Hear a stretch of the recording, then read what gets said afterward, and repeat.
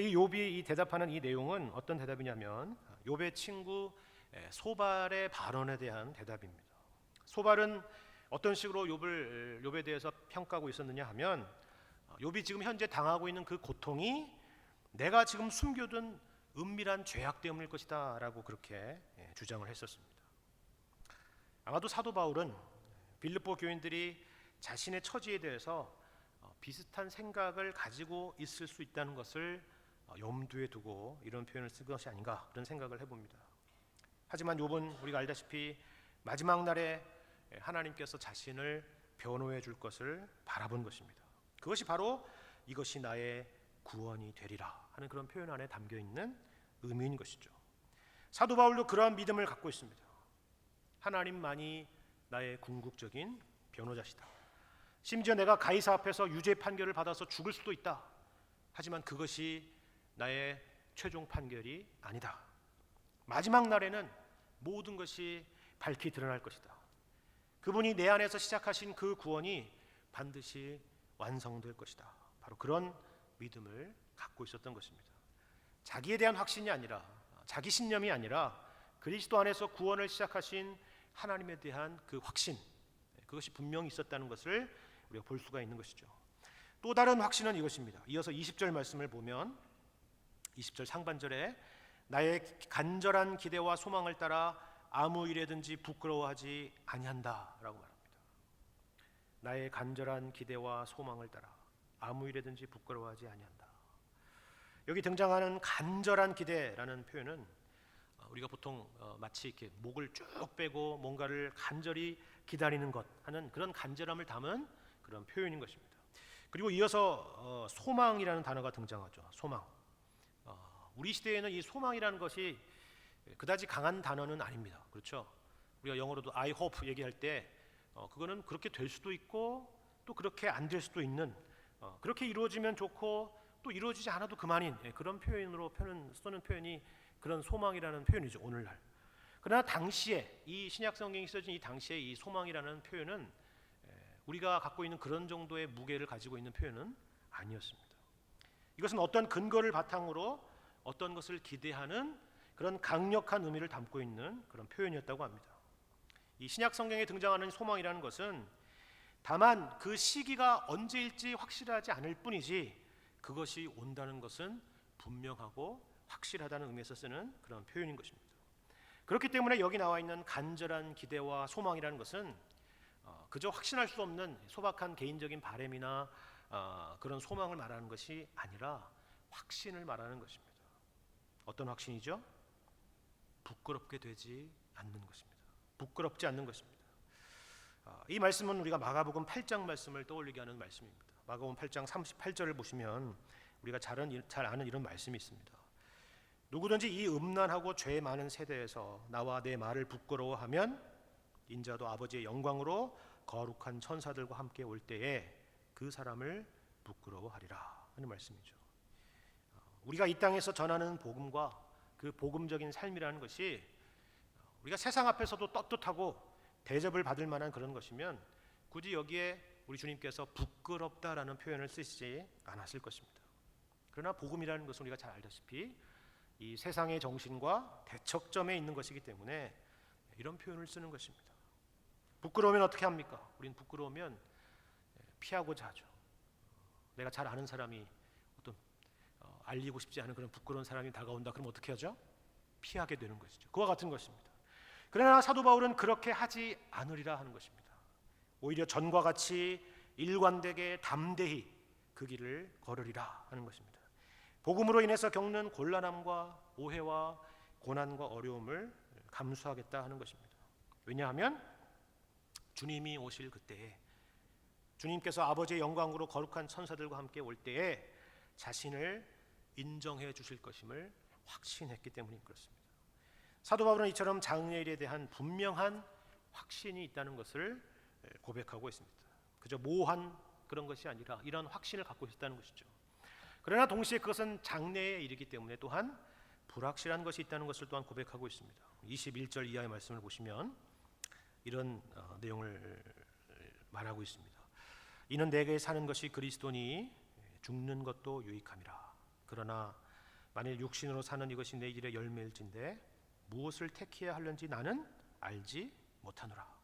내가 그 둘 사이에 끼었으니 차라리 세상을 떠나서 그리스도와 함께 있는 것이 훨씬 더 좋은 일이라 그렇게 하고 싶으나 라고 말하죠.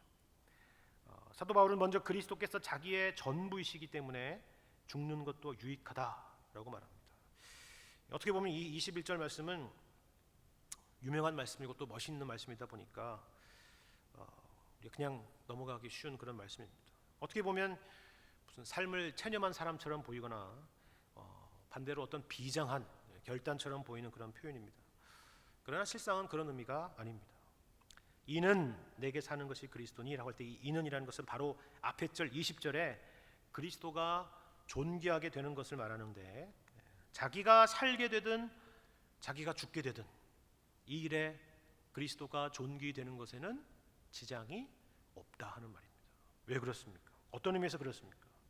만약 가이사 앞에서 받는 이 재판의 결과에 따라서 사도 바울이 살게 된다면 지금까지 해오던 복음의 사역을 멈추지 않고 계속할 수가 있겠죠.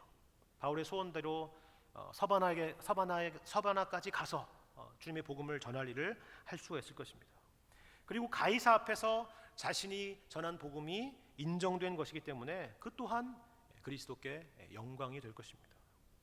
반대면 어떨까요? 반대로 만약에 재판의 결과로 죽게 된다면 어떻게 되겠습니까? 죽게 된다 할지라도 사람들은 이 일로 마치 스데반의 순교와 같이 복음이 죽음을 불사할 정도로 이처럼 그만한 가치가 있다는 것을 인정할 것이기 때문에 역시나 그것 또한 그리스도께 영광이 된다 하는 말입니다. 그런데 23절의 말씀을 보면 바울이 인간적으로 선호하는 것이 있다는 것을 우리가 알 수가 있습니다. 그렇죠? 뭐죠? 차라리 세상을 떠나서 그리스도와 함께 있는 것이 훨씬 더 좋은 일이라 그렇게 하고 싶다. 그거 거기서도 끝나지 않고 그렇게 하고 싶다까지 이렇게 덧붙이고 있지 않습니까? 누가 이 바울을 비난할 수가 있겠습니까? 우리가 바울과 같은 처지에 있다고 한다면 우리는 이 말이 100% 공감이 되리라 생각이 됩니다. 그러나 그것만을 꿈꾸고 기대하기에는 고민과 갈등이 있습니다. 현재의 고통스러운 현실 때문에 다만 주님께서 내 영혼을 속히 거두어 주시기를 원합니다 라고 기도할 수만은 없었다는 것이죠. 그것이 바울의 인생의 우선순위가 아니었기 때문입니다. 사람은 누구나 살아가면서 삶의 우선순위에 따라서 살기 마련입니다. 가장 중요시 여기는 것, 그것이 우리의 삶을 움직이게 하는 동인이 되는 것입니다. 내 보물이 있는 곳에 내 마음도 있느니라. 마음이 있으면 어떻게 됩니까? 마음이 있으면 행동도 거기에 따라가는 법이죠. 바로 그 말씀과 같은 것입니다. 우리는 본문의 말씀을 통해서 이 사도 바울의 삶과 죽음의 경계에서 삶과 죽음에 있어서 무엇이 우선순위인가를 살펴볼 수가 있습니다. 단지 우리는 이 말씀을 통해서 그렇기 때문에 우리도 인간 바울을 본받자 하는 그런 의미가 아니라 이어서 27절에 나와 있는 대로 그리스도의 복음에 합당한 삶이 무엇인지를 우리 모두는 생각해 볼 필요가 있기 때문에 그렇습니다. 그렇다면 사도 바울에게 있어서 살아가는 데 있어서 참다운 우선순위가 무엇이었을까? 첫 번째로 우리가 확인하는 것은 이 바울의 삶의 우선순위는 현재의 고난과 위기를 벗어나는 것이 아니었다는 것입니다. 물론 그것이 필요한 일이긴 했겠지만 그것이 우선순위는 아니었다는 것이죠. 우리가 소극적으로는 현재의 고난과 위기에서 벗어나는 것, 그리고 적극적으로는 예수 믿는 것을 통해서 세상적으로 형통하고 근심이 없고 잘되고 성공하는 것, 그것을 신앙의 목표와 우선순위로 삼고 살아가는 사람들이 많이 있죠. 우리의 기도 제목들, 그리고 우리의 소원들, 그리고 우리가 지나온 삶의 내용들을 평가하는 방식들이 무엇인지를 보면 알 수가 있는 대목입니다. 그것으로 우리의 삶을 평가하고 있다면 그것이 우리의 우선순위가 되는 것이죠. 사도 바울의 처지를 우리가 생각해 볼 때 누구보다도 이와 같은 소원이 컸을 것이라는 것은 충분히 짐작할 수가 있는 부분입니다. 그러나 우리가 빌립보서를 계속 읽으면서 확인하는 바는, 또 확인하게 될 것은 그것이 사도 바울의 삶의 우선순위가 아니었다 하는 것입니다. 바울은 자신의 석방을 위해서 간구하라고 말하지 않습니다. 자신이 갇혀 있을 때 도와준 일에 대해서 감사의 마음은 표하지만 도리어 그들에게 하고 있는 말은 뭐냐면 나는 어떠한 형편에든지 자족하기를 배웠노라 하는 것입니다. 그리고 앞서 말씀드린 바와 같이 자신이 매임이 도리어 복음 전파의 진전이 되었다는 것을 빌립보 교인들이 알기를 바랍니다. 이 모든 것들이 현실적으로 내게 필요한 것이기는 하지만 그것이 나의 삶의 최고의 우선순위는 아니라 하는 것입니다. 두 번째로 우리가 또 생각해 볼 것은 바울의 삶의 우선순위는 그렇다면 신자로서 명예롭게 살다가 죽는 것인가? 그렇지 않다는 것입니다. 1세기 당시의 로마 사회에서 가장 명예로운 죽음으로 추앙받았던 인물 중에 하나가 바로 소크라테스의 죽음이었다라고 말합니다. 구차하게 죽음을 구걸하지 않고 자신의 신념을 굽히지 않고 자기에게 다가오는 죽음을 피하지 않는 것이죠. 그래서 무죄한 죽음을 통해서 오히려 자신의 옳음을 강하게 증명하는 것입니다. 어떤 의미에서 보면 사도 바울은 이러한 명예로운 죽음을 위한 모든 환경이 다 조성되었다라고 할 수도 있을 것입니다. 일평생 주님의 복음을 위해서 살았고 복음 때문에 결국 가이사 앞에 서게 되었습니다. 그런데 이런 명분만이 아니라 현실도 그렇죠. 로마 감옥에서 살아가는 이런 하루하루의 시간들이 결단코 유쾌하지 않았을 것입니다. 건강은 악화되었을 것이고 석방될 것은 둘째치고 재판의 날도 언제일지 장담할 수 없는 그런 시간들이 계속 지나갔을 것입니다.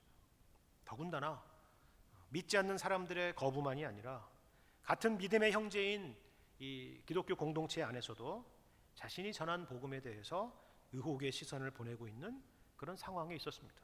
그것은 우리가 3장 말씀을 보면 나중에 확인할 수 있는 부분입니다. 이런 모든 상황 속에서 바울의 인간적이고 그리고 신앙적인 소원이 무엇일지 우리는 충분히 짐작할 수가 있습니다. 어떤 소원이겠습니까? 21절에 나와 있는 것 같죠.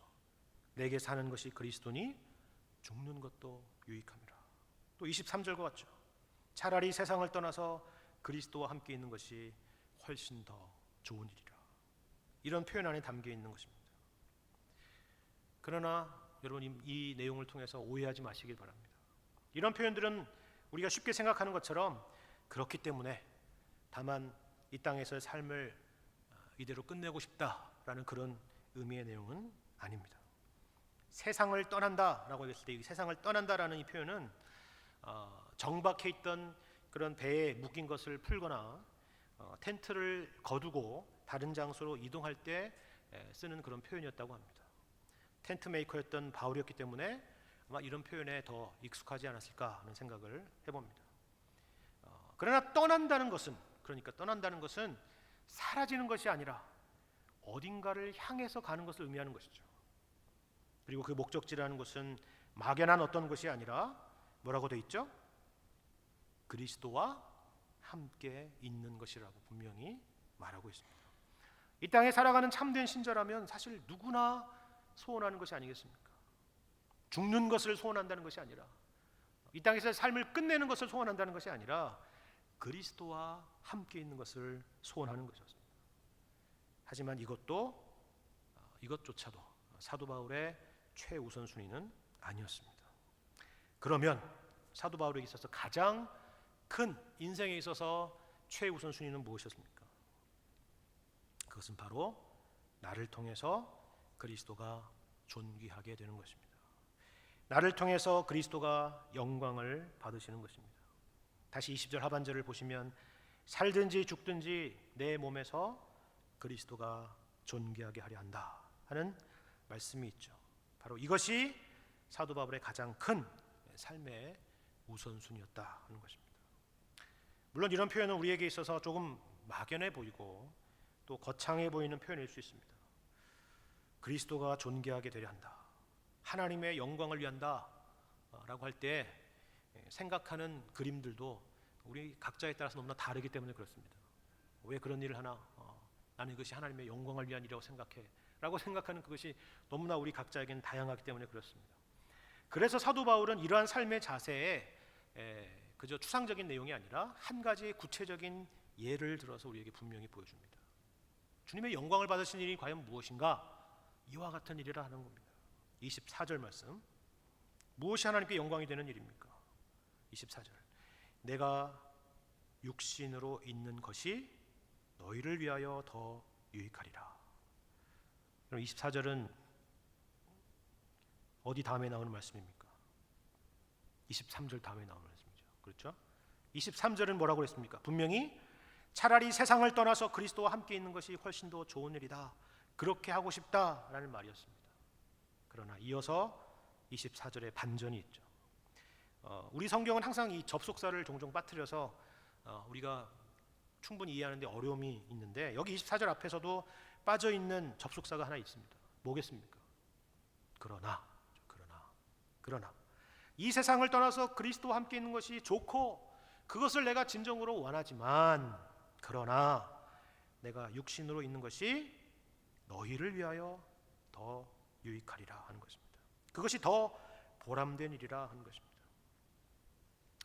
이런 표현이 적절할지 모르겠지만, 이런 상황에서 멋있게 순교하는 것, 멋있게 무대에서 퇴장하는 것, 이 세상에서 고민과 갈등과 이런 고통을 벗어나서 주님과 영원토록 함께하는 것, 그와 같은 것보다 차라리 오해받고 전혀 멋지지도 않고 구차해 보이기도 하고 매일의 삶이 고난과 고통의 연속이라 할지라도 내가 이 세상에서 살아서 너희들을 위해서 더 보람된 일을 할 수 있다면 그렇게 하고 싶다 하는 것입니다. 이것이 바로 사도 바울의 삶의 우선순위였던 것입니다. 자신을 위해서가 아니라 너희들을 위한 것이라 말하는 것입니다. 그리고 이것을 위해서 필요한 것이 있다고 말하고 있습니다. 그것이 뭐냐면 담대함이라는 것입니다. 다시 20절 말씀을 여러분 보시면, 지금도 전과 같이 온전히 담대하여 살든지 죽든지 내 몸에서 그리스도가 존귀하게 되려 한다라는 이 말씀을 여러분 기억하시기 바랍니다. 여기 나오는 담대함입니다. 이런 맥락에서 과연 담대함이란 어떤 것일까요? 이런 맥락에서 용기라는 것은 과연 어떤 것일까요? 주님을 위한 담대함, 주님과 함께하는 담대함이죠. 사실 이러한 사도 바울의 우선순위는 사도 바울 자신의 것이 아닙니다. 오직 하나님의 영광을 위해 살았던 분, 오직 우리의 구원과 유익을 위해서 사셨던 분, 바로 예수 그리스도의 삶의 모습입니다. 우리 주님이 가지신 용기와 담대함입니다. 그것은 자기 증명의 용기나 혈과 육의 싸움을 위한 담대함이 아니라 우리를 위해서 능히 그 수치와 치욕을 감내하시고 그리고 십자가를 지는 그런 의미의 용기와 담대함이었습니다. 이런 의미에서 서신서에 등장하는 사도 바울의 수많은 간증들은 우리가 일반적으로 교회에서 듣는 유명한 간증들과는, 그런 영웅주의적인 간증들과는 차원이 다른 것이라는 것을 우리는 확인할 수 있게 됩니다. 그 중에 하나가 이것입니다. 예를 들면 고린도후서 11장 22절 이하의 사도 바울의 간증을 보시기 바랍니다. 이 말씀 안에서 사도 바울의 삶의 우선순위가 무엇이었는지 여러분이 한번 확인해 보시기를 바랍니다. 고린도서 11장 22절 이하의 말씀 제가 읽어드리겠습니다. 그들이 히브리인이냐 나도 그러하며, 그들이 이스라엘인이냐 나도 그러하며, 그들이 아브라함의 후손이냐 나도 그러하며, 그들이 그리스도의 일꾼이냐 정신없는 말을 하거니와 나는 더욱 그러하도다. 내가 수고를 넘치도록 하고 옥에 갇히기도 더 많이 하고 매도 수없이 맞고 여러 번 죽을 뻔하였으니 유대인들에게 40에서 하나 감한매를 5번 맞았으며 3번 태장으로 맞고 1번 돌로 맞고 3번 파선하고 일주야를 깊은 바다에서 지냈으며 여러 번 여행하면서 강의 위험과 강도의 위험과 동족의 위험과 이방인의 위험과 시내의 위험과 광야의 위험과 바다의 위험과 거짓 형제 중의 위험을 당하고 또 수고하며 애쓰고 여러 번 자지 못하고 줄이며 목마르고 여러 번 굶고 춥고 헐벗었노라. 이 외의 일은 고사하고 아직도 날마다 내 속에 눌리는 일이 있으니 곧 모든 교회를 위하여 염려하는 것이라. 누가 약하면 내가 약하지 아니하며 누가 실족하게 되면 내가 애타지 아니하더냐. 바울이 이러한 삶을 살았습니다. 삶을 연장한다고 해서 나아질 것이 없는 인생을 산 것입니다. 무엇을 위한 고생입니까? 자기를 위한 고생입니까? 교회를 위한 고생과 염려라라고 말하죠. 멋지게 살다 죽는 것이 신자의 삶의 목표가 아닙니다. 주님을 위한 삶인가? 주님을 닮은 삶인가? 바로 이것이 우리의 인생의 우선순위요 목표가 되셔야 합니다. 그렇게 살아가기 위해 필요한 것이 우리 주님의 용기와 담대함인 것입니다. 오늘날 우리가 어떻게 이 자리에 있게 되었는지 여러분 한번 생각해 보시기를 바랍니다. 누군가의 인내와 수고와 그리고 기도 없이 이 자리에 계신 분은 아마 아무도 없을 것입니다. 여러분을 교회로 인도하겠노라고 약속했다가 여러분 때문에 바람도 여러 번 맞았을 것입니다. 자존심도 많이 상했을 것입니다. 그러나 그 일이 없었다면 그냥 떠나가 버리거나 그냥 우리를 포기해 버렸더라면 오늘날 우리는 있지 않았을 것입니다. 그것을 감내할 줄 아는 용기와 담대함이 오늘 우리를 있게 한 것이죠. 내게 사는 것이 그리스도입니다. 주님의 삶이 저와 여러분의 것입니다.